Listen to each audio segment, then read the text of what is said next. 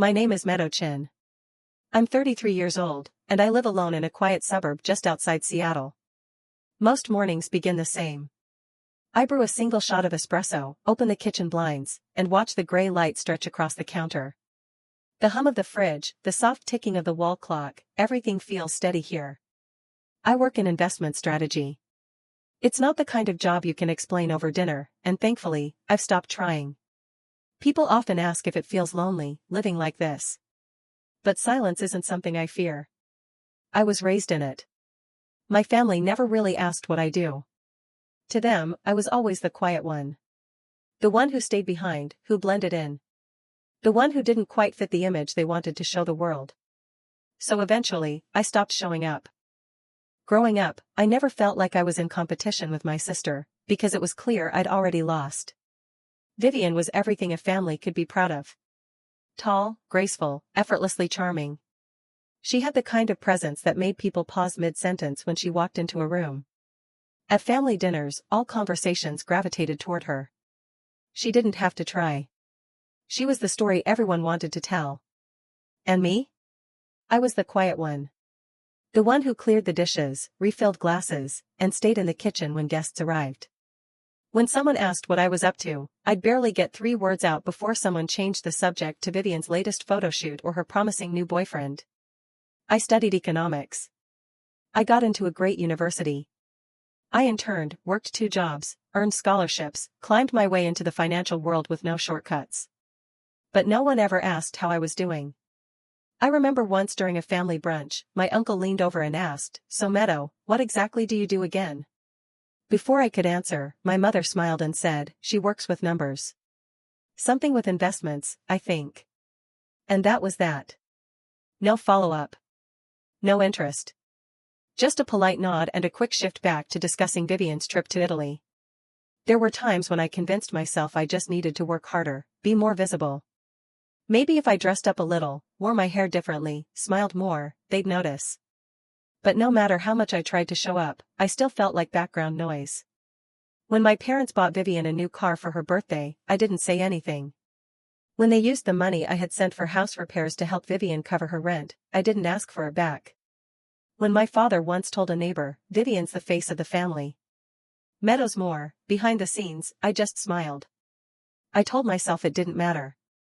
That as long as I was independent, none of it should hurt. But it did. Because the truth is, I wasn't invisible. They had simply chosen not to see me. I kept paying the electric bill at home even when no one called to say thank you. I sent groceries during the holidays. I wired money when my mother said the heater broke. I did all of it quietly, believing, maybe foolishly, that being reliable would earn me a seat at the table. It never did. Over time, the silence from my family didn't just sting. It hardened something inside me. I stopped waiting for them to ask about my life. Stopped hoping they'd one day say, "We're proud of you too." Because they weren't. And maybe, they never had been. It happened on a Wednesday afternoon. I had just wrapped up a client call and was about to shut my laptop when my phone buzzed. It was my father. I stared at the screen for a moment, surprised, more than anything. He rarely called me directly. Usually, it was my mom asking for help, or a family group text when someone needed something. I answered. "Hey, Dad," I said, trying to sound neutral. "Everything okay?" He cleared his throat. "Your mother's birthday is coming up." I smiled slightly, already planning how I'd surprise her. "I know. I've been meaning to call and ask if you guys needed anything. I was thinking of flying down a day early, maybe helping set things up. Napa's only a short hop from Seattle." A pause. Not long. But long enough. Then, quietly, "Meadow, maybe it's best you don't come this year." I thought I misheard him. "Sorry? What do you mean?" His tone shifted, firm now, practiced. "Vivian and James will be there. It's a big night. A lot of family and friends. We want everything to feel smooth. No awkwardness." I felt my spine straighten. Awkwardness because of me? He didn't answer right away. Then. "James is impressive. CFO. Very sharp guy. It's important to your sister that everything goes well." "And I ruin that?" Is that what you're saying? He sighed. You're not easy to introduce, Meadow. You've always been quiet, hard to explain. What you do, how you live, people don't get it. I swallowed hard. So don't introduce me. Just let me come. I'm asking you not to. That was the part that broke something. Not the exclusion itself, but the ease in his voice when he said it. Like it had been decided long ago. If you insist on showing up, he added, don't call me your father. The call ended with a click. No shouting. No pleading. Just silence, absolute and surgical. I sat there, phone still in hand, blinking at the wall. The coffee in my mug had gone cold. Outside the window, the gray Seattle sky pressed low and heavy, but I couldn't feel the weight of it anymore. I had replayed so many moments in my head, moments when I told myself things would change. That if I showed up enough, gave enough, kept being useful, maybe I'd be seen. But in that call, I understood. I wasn't invisible by accident. I was invisible by design. They had built a family around someone else, and I was never really meant to fit inside it. I stood up, walked to my desk, and opened my laptop. For 2 years straight, I had covered the electric bill, water, internet, even their property taxes. Not once did they ask if I could afford it. Not once did anyone say thank you. I scrolled through the payment history. Line after line, autopay active. Autopay successful. Autopay complete. I hovered over the cancel button. Then clicked. Electric, cancelled. Water, cancelled. Internet and cable, cancelled. Auto deposit for groceries, cancelled. No dramatic music. No crashing sound. Just the soft tap of keystrokes. Like setting down a burden I didn't realize I'd been carrying. That night, I didn't cry. I made peppermint tea. Sat on the balcony. Watched the drizzle streak the glass railing. I didn't call my mom. Didn't send a gift. Didn't wish her happy birthday. Not out of spite. But because I couldn't keep pretending. For the first time in my life, I chose not to show up. And the world didn't end. Only the illusion did. The days that followed were quiet. Not in the peaceful sense, but in the kind that feels like holding your breath underwater. No one called. No one asked where I was. No one even checked to see if I was okay after that phone call. Instead, the silence from my family wrapped itself around me like a second skin, tight, cold, and strangely familiar. I thought maybe my mother would reach out. She usually did when things got tense. A soft voice message, maybe something like, you know your father didn't mean it like that. Or don't take things so personally. But this time, nothing came. On the morning of her birthday, I woke up early. I made coffee. I checked my calendar, just out of habit, and saw the reminder I'd set months ago, call mom, confirm catering for Napa.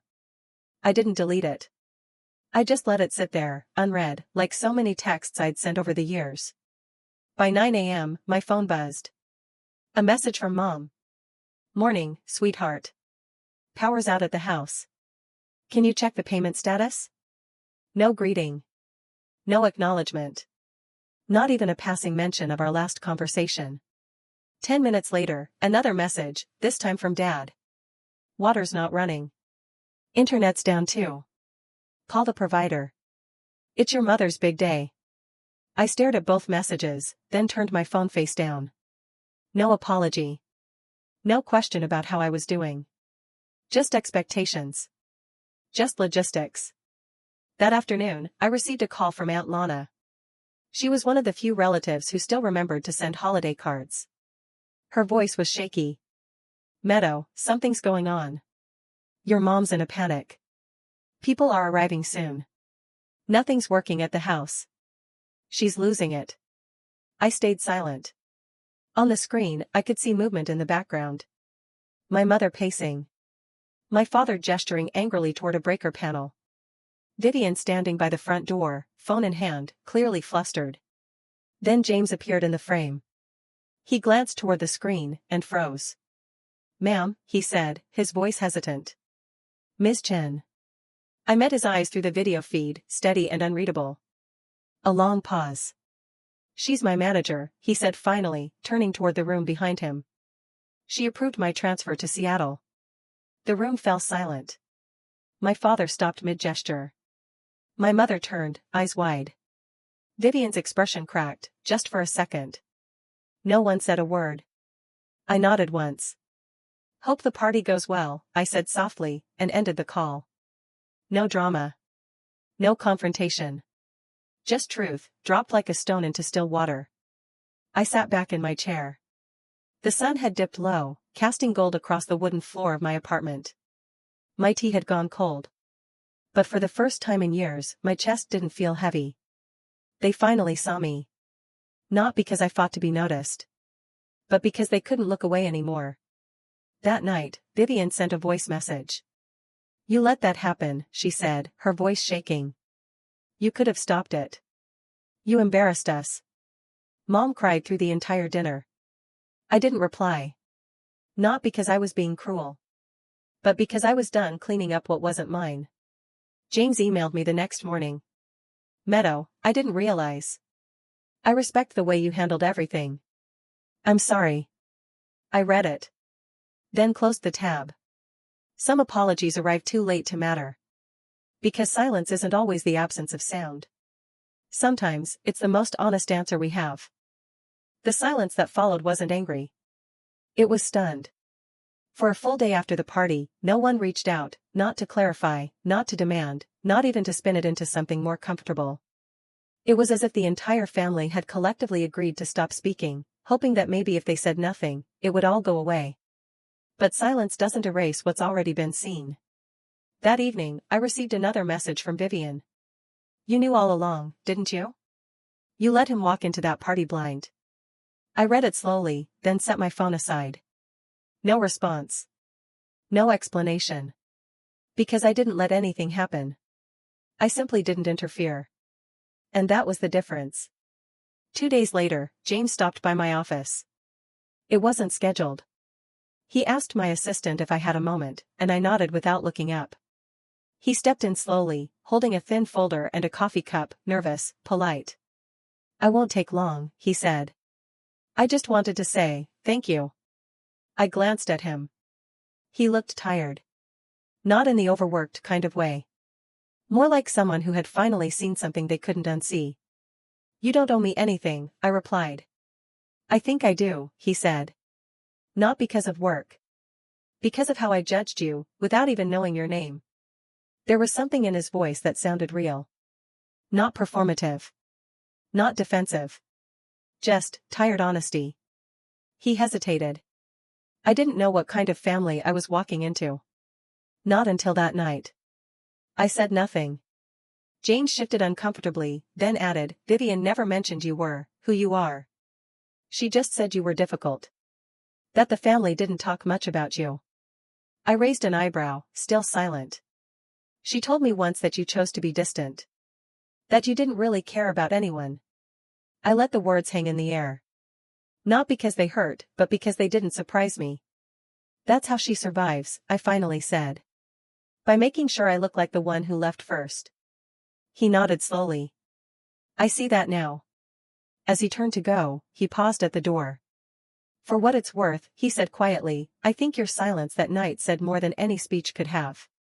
When the door clicked shut behind him, I didn't feel satisfaction. I didn't feel power. I just felt done. That weekend, my parents showed up at my apartment. No warning. No call ahead. Just a knock on the door and a tired-looking couple holding a paper bag with some store-bought cookies inside. I opened the door, said nothing, and stepped aside. We sat. I poured water. The room stayed silent until my mother finally cleared her throat. Your father wants to say something. He shifted in his seat. Cleared his throat the way he always did when trying to soften a blow. About the other day, he began, things got out of hand. We weren't prepared. I raised an eyebrow. Prepared for what? For how things unfolded. For what James said. I waited. We just didn't know, my mother added quickly. We didn't realize the position you held. If we had known. I stopped her with a look. If you had known I had status, I would have been invited? She hesitated. That's not what we meant. It's exactly what you meant. Neither of them spoke. I let the silence sit. Then finally, my father asked, "Can we move past this?" A slow, bitter laugh escaped my lips before I could stop it. "Move past it?" I repeated. I wasn't angry to begin with. I was just done. They exchanged a glance, one of those silent parental signals meant to regroup and try again. But there wasn't going to be another attempt. Not this time. I stood, walked to the door, and held it open. My voice was steady. "You didn't lose me over pride. You lost me the moment you made acceptance conditional." As they stepped out, my mother turned one last time. "Your sister's not doing well." I nodded. Neither was I. For a very long time. And I closed the door. After they left, I stood at the door for a moment, hands still on the knob. No anger. No sadness. Just quiet. I didn't feel like a daughter who had won or lost. I felt like someone who had finally stepped out of a contract she never signed. That week, I changed the locks. Not because I was afraid of them coming back, but because I needed the symbolism. A boundary you can touch. A door that doesn't open unless I choose it to. Vivian didn't reach out. Not immediately. But 3 days later, a message came through. "James left. I didn't expect it to happen like this. He says he saw a side of me he can't unsee. Can you talk to him? Just explain I'm not what he thinks." I stared at the screen for a long time. She still thought this was something I could fix. That I was the cleanup crew, the bridge, the buffer. I replied with just one sentence. He didn't leave because of what I said, he left because of what he saw. No response after that. And for once, I didn't wonder why. I went back to work. Met deadlines. Sat through meetings. James remained professional, distant, and polite. We never discussed family again, and I appreciated that. Not everything needs closure. Some things just need distance. Weeks passed. My birthday came. No call. No message. But I didn't need one. I spent the evening alone, eating takeout and watching the rain beat against my window. I wasn't sad. I was peaceful. Because freedom isn't always loud. Sometimes it's a quiet room, a locked door, and the power to decide who gets in. There was a time when I would have done anything to feel included. A time when I sent money, showed up uninvited, overextended myself, just to be seen, just to belong. But belonging, I've learned, is not about where you're born. It's about where you're accepted. And acceptance should never come with conditions. I used to think love looked like sacrifice. Now I know it also looks like boundaries. Like walking away. Like silence that protects instead of punishes. People say family is forever. But sometimes, what lasts forever is the damage. And healing means deciding that legacy stops with you. I don't carry anger. I don't seek revenge. I don't hope they'll call, or change, or apologize. I simply don't wait anymore. This isn't a story about getting even. It's a story about getting free. And in choosing peace, I finally chose myself. I didn't leave because I hated them. I left because I finally realized I didn't need to prove my worth to people who only saw value when it looked like someone else. Some might say I was too harsh. Others might call it strength. But what do you think? Have you ever stepped away, not out of anger, but out of self-respect? If this story reminded you of someone, or of yourself, share it in the comments. Because sometimes, your voice might be the very light someone else is waiting for in their darkest silence. And that's how healing begins.